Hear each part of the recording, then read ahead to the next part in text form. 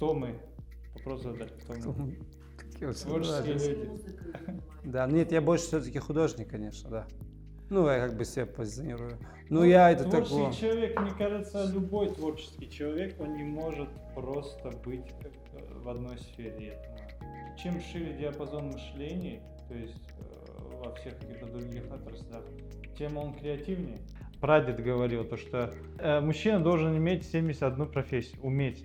Да, то есть, ну, это утрировано, понятно, это такая гиперболизация, но у нас почему-то вот как-то в крови, в нашей семье, в принципе, у крымских татар, уметь все делать.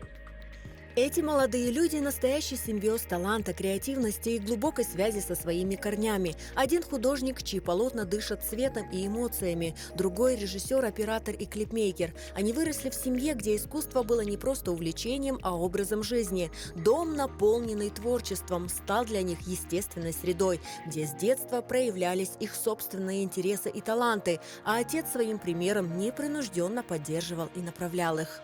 Мы были, во-первых, дети такие, которые, наверное, не провоцировали родителей, чтобы там нас били, я не знаю, или как-то... Нет, ну действительно так. Мы, в принципе, не были хулиганистами, мы как-то своими делами занимались.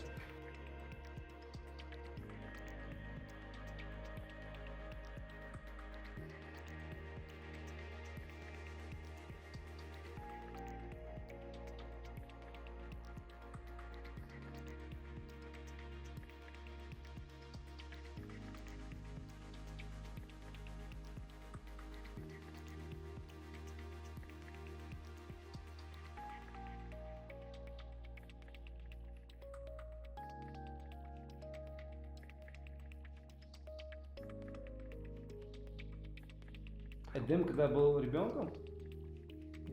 А, так ты... Я на самом деле очень спокойный ребенок был. Так у него, я не знаю, Баш до сих пор рассказывает этот прикол с машинками почему-то, и Анашка всегда рассказывала.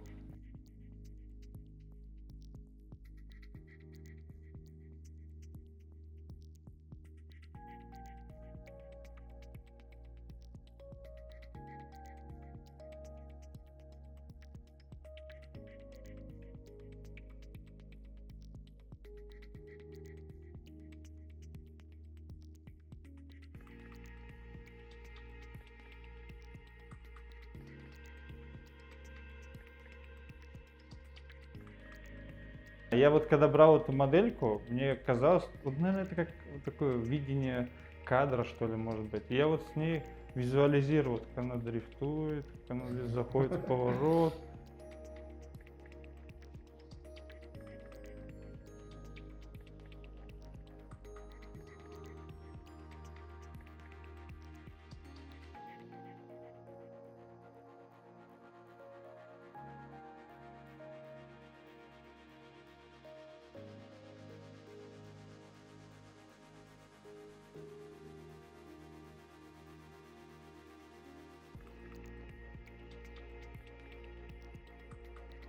Все-таки поддержка была в основном. То есть не было такого, то, что, допустим, вот творчество не приносит деньги, давайте завязываем, такого не было. Осман с юных лет почувствовал тягу к визуальному самовыражению. Его руки сами тянулись к кисти, чтобы воплотить на холсте мир сквозь призму своей души. Эдем же, чувствуя ритм жизни, нашел свое призвание в движущемся изображении. Сила братьев Бейтулаевых заключается в их тандеме. Они не просто братья, но и партнеры по творчеству, чьи навыки идеально дополняют друг друга. Ну, у меня выхода нет. Осман ага рисует, мне заставляет снимать.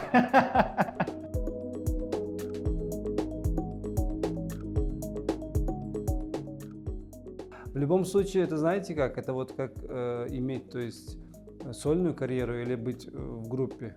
Хотя нет, это, наверное, не так. Мне кажется, это все-таки... Ну, Мне нравится, допустим, все-таки больше, когда братья даже. В каком-то степени. Братское движение, так сказать. Или может за то, что я брат. Айдем, братишка, может, я поэтому... Ну, это еще просто исторически так сложилось, то что цель достигается с братьями всегда лучше, веселее, и когда в в команде работаешь. Иной взгляд порождает и особый подход к любой информации. Критическое мышление, которое стало неотъемлемой частью творческого процесса братьев. Их способность видеть другую картинку, переосмысливать реальность и находить глубину даже в обыденном – это то, что делает их творчество таким притягательным и значимым. Если идти на компромисс, вот там, наверное, уже творчество немножко страдает. Одно из самых главных таких нюансов – это самокритика, критическое мышление. Это очень важно. Даже если у тебя есть насмотренность, у тебя есть какой-то опыт, если у тебя нет критического мышления, то не получается отсечь что лишнее. То есть я очень часто снимаю очень хороших много кадров, но вот выделить что-то одно, это надо как-то отсекать. Чтобы было что-то такое креативное, то нужно отсекать что-то максимально такое массовое и, как сказать, простое. То есть и за счет этого мы выбираем, наверное, из-за этого и получается что-то более уникальное. Мы стараемся делать так, чтобы, допустим, не только там, какой-то человек, который не разбирается, посмотрел, так сказал, ты неплохо, вроде прикольно, понравилось, класс.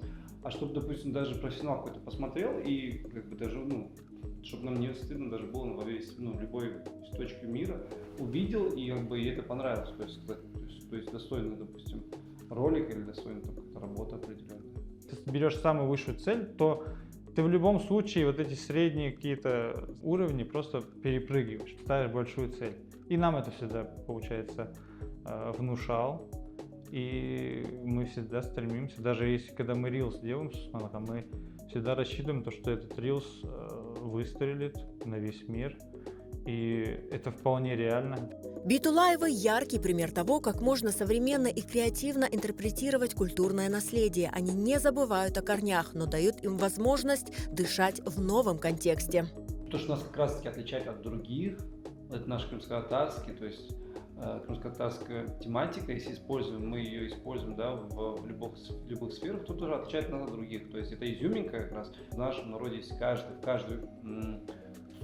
каждой деятельности будут использовать и находить это богатство и будут применять это в своей